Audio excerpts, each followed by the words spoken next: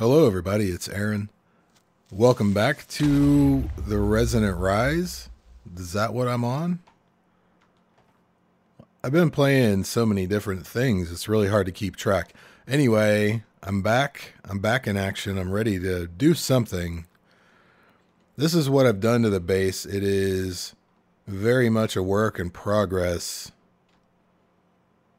I'm going to make another little tower in this corner like I did for these two. And I figured I'd just leave the outside of it stone with some windows. And I set these, whatever they're called, up because I thought about making domes on top. Obviously, that's not the right dimension. But then I decided to go all the way up. So, not really sure how I'm going to do it, but I need to move machines in order to do this. Here's our setup from before. I have to move this stuff so I can make this room. So I've turtled out this area, and I figure what I would do is I want to make the sides of the walls kind of look like the outside of an office building or some sort of a pattern. Maybe I'll put the ME controller in here. I'm not really sure. But either way, I need to make some room. And I'm not sure what I'm going to do with the blocks in here. I'm going to raise the ceiling and still working on it. Like I said, very much a work in progress. So let's eat some bacon. I love bacon. And then we'll get to it. You may or may not have seen a recent tutorial I did on advanced generators. And I said in the tutorial, you're definitely going to see one of these in my world. So I made all the pieces, and then my inventory got screwed up, so they're on different lines, but all the pieces are here regardless. To make some syngas and then pump it into a generator to use for power, I want to point out I am using the Swiftwolf's Rendingale only to build. That's really it, because it's kind of a pain to I haven't had time to make a jetpack or anything, and I need to get up and see what I'm looking at and go up and down between the levels. So that's what I'm using it for. I think Brink and somebody killed the Ender Dragon. I wouldn't use it for a purpose like that, but either way, neither here nor there. I have put down the aqueous accumulator with an ender tank, and I probably have another one over here that I totally forgot about. I do, but these are going to be obsolete shortly. So we need to make some syngas first. So the things we're going to need, I had separated them for a reason. Now I got to figure it out again. We're going to need the item input port, 5 mixing chambers, the syngas controller. We're going to need a fluid intake valve, a fluid output valve, and a heating chamber. So what I'm thinking is, since this will automatically output fluid, we can put it straight in to the generator. We'll just build them next to each other like a little wall. And for the generator, I've made 2 capacitors and 2 turbines, so we can get a little more RF out of it, and then I can add more turbines as I want. All of this stuff probably cost me about 3 stacks of iron and maybe a stack of redstone. I wasn't really keeping track, maybe a little less.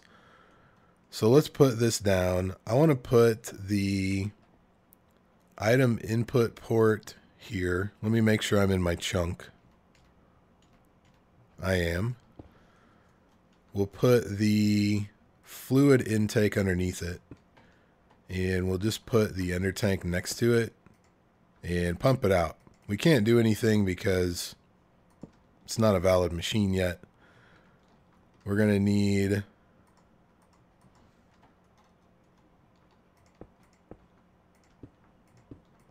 5 of those and a heating chamber.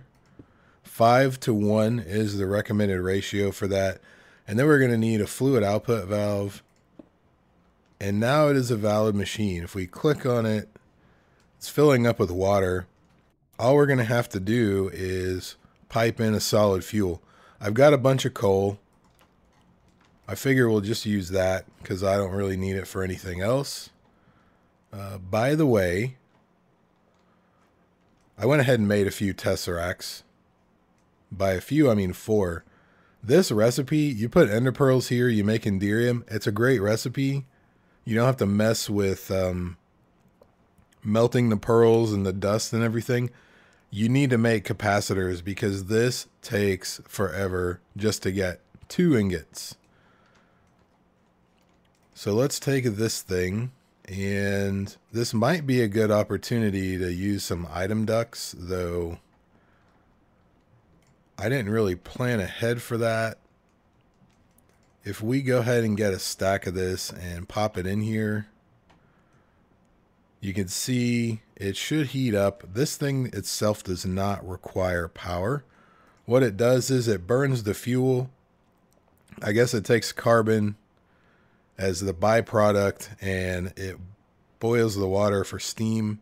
So it takes a little while to heat up. So if you're going to turn it on and off, it's not going to be as efficient. We should make 5 millibuckets a tick, something like that.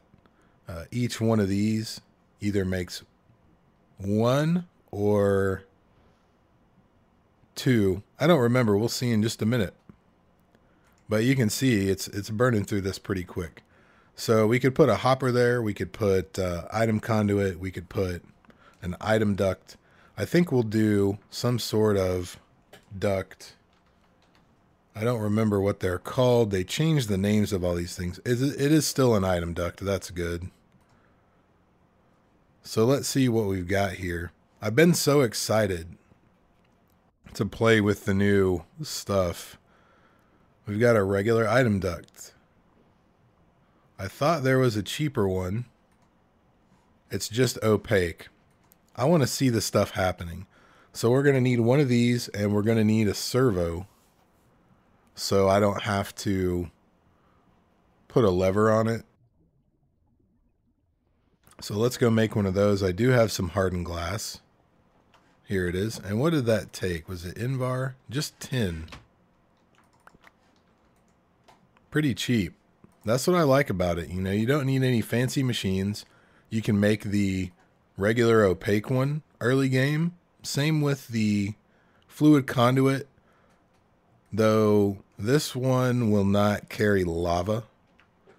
And I don't know this for a fact. If you look at the tooltip, it says will break if contents are extremely hot or cold. I'm thinking if you ran gelid cryothium through that, it might break the duct also. So let's see what we need for a servo. The basic one is pretty cheap. It doesn't pump very fast. We'll go ahead and make an Invar one. So we need Invar glass, redstone, and iron nuggets. I just happen to have 2 Invar. Probably don't have any iron nuggets though. And if you haven't played around with this yet, there's these that only extract. There's another thing. If you need to filter what goes into a chest or an inventory, I thought it was called a filter. Here it is. Yeah, the filter.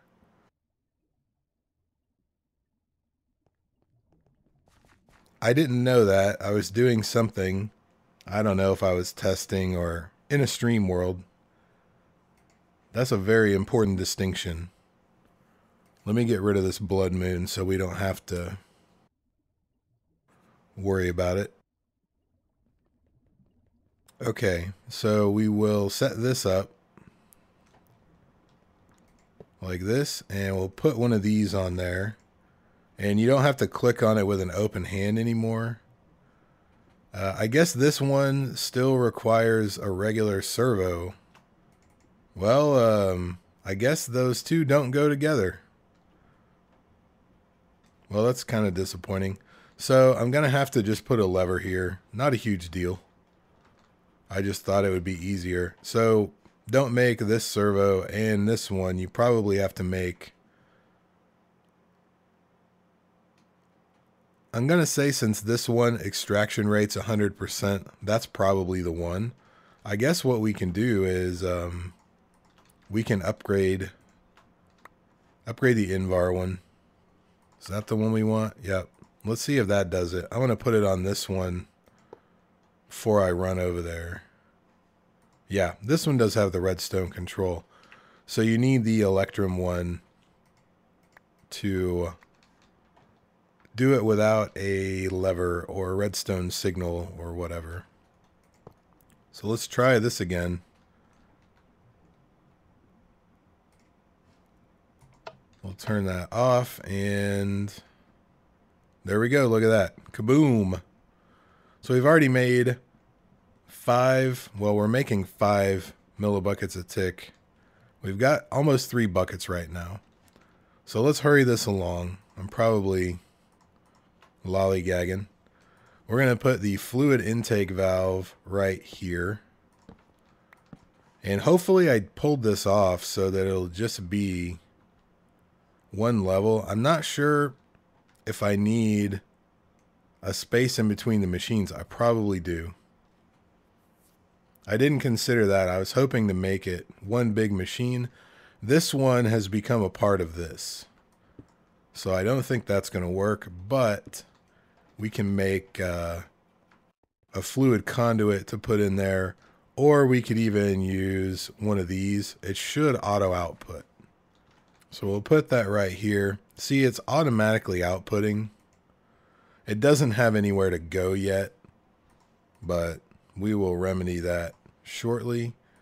So I did make a fuel tank, which we don't really need. I'll go ahead and put it up here. I'll put the capacitors right there.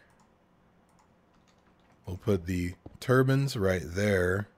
I feel like the turbines should go on top, so we will switch that. We can't see the top of the machine, so it doesn't really matter. And then we'll put our controller there. Now this is a valid machine. It should be making energy already and storing it. So it looks like we've already got 15 buckets of gas, which is not bad. It looks like our peak production is 200 RF a tick, which, you know, it's not the greatest, but I can pop 4 more turbines up here with no problem. That's the thing I really like about this. Since it's freeform multi-block, it's expandable. So, you know, pretty awesome. And our buffer is 10 million RF. So we're going to output more than we actually make. We can only create 200, but we can store 10 million. And if you watch the tutorial, this output is limited by the cable that you use. So this conduit that I'm going to use, the Ender IO stuff, is 20,000, I think. So yeah, it should carry all of it. And I feel like I should have a few more of those. No idea where they are.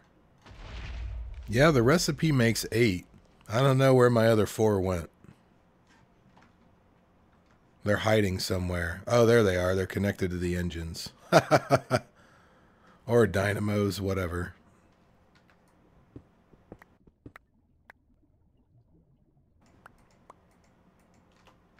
So I'll go ahead and pick these up, and we'll just put them in a row. Something blew up. What? My conduit blew up. I guess you cannot put syngas in a copper fluid duct. Okay. Well, you learned something new. I thought that looked a little weird. when the stuff was going through it, but I thought it was just, you know, no big deal. Let's take a look at the difference. See, it's kind of smoking. That's a telltale sign. Hardened fluid duct, no smoking. So let that be another lesson. You cannot use a copper fluid duct with syngas. So I love it and I hate it when stuff like that happens in an episode. I mean, it's funny, but at the same time, you want everything to just work, you know? So I have to stay in this chunk. Let's just do this.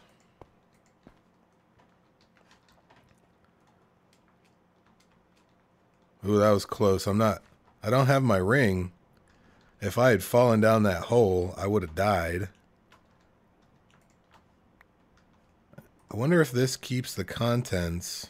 We'll find out in a minute, I guess.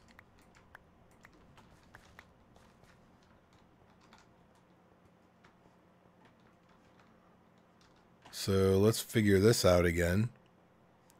We do the furnace.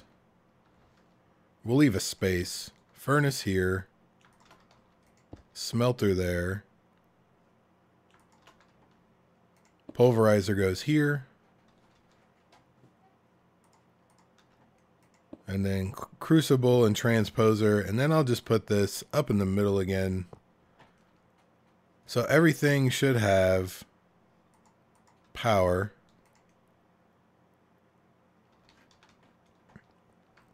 Let me grab a few more ender pearls. I've got some to spare. So I'll just throw another stack in that alloy smelter.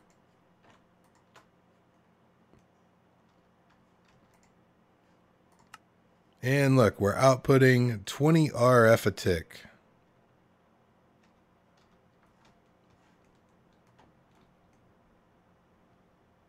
So there you go. That's our new power system. We're already out of coal. But we've got 22 buckets of syngas in here. And 17 in here. Which is not bad. I think it's probably more efficient than running the steam dynamos. I don't know, like, power-wise, like how much power you get per material.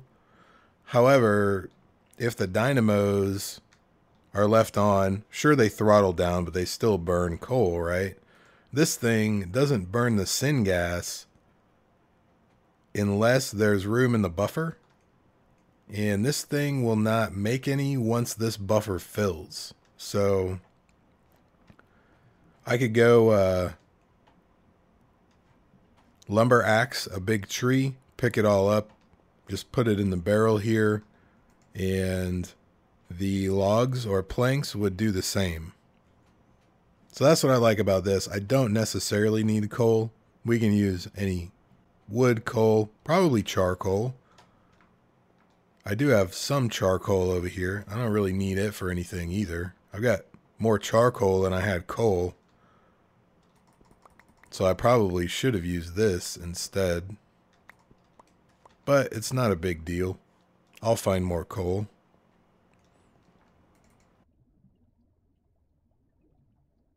So here we go. Look at that. We're making 5 millibuckets a tick again. Not bad. So that's going to do it for this episode, guys. I got to get to work on the base and figure out where I'm going to put everything and all of that. I did make the tesseracts.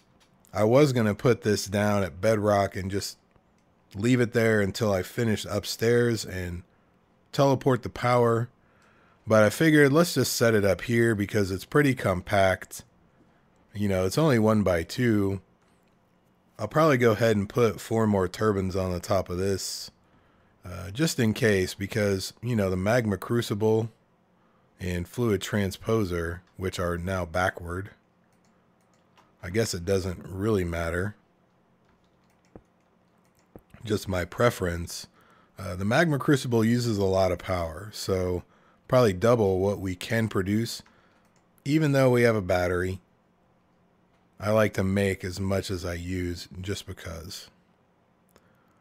So I'm going to leave it here. If you guys have any questions, comments, or suggestions, please leave them down below. Thank you very much for watching. I'll see you guys next time.